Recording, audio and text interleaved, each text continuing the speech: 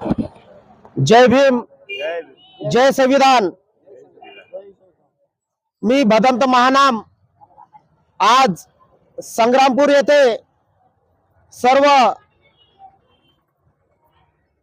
भीम उपासक उपासिका तसेच समस्त संविधान प्रेमी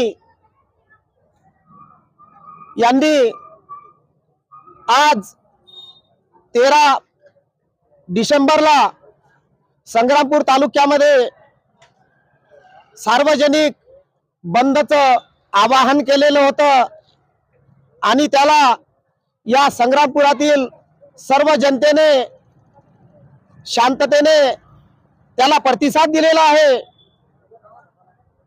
तर हा जो निषेध आहे हा परभणीमध्ये संविधानावर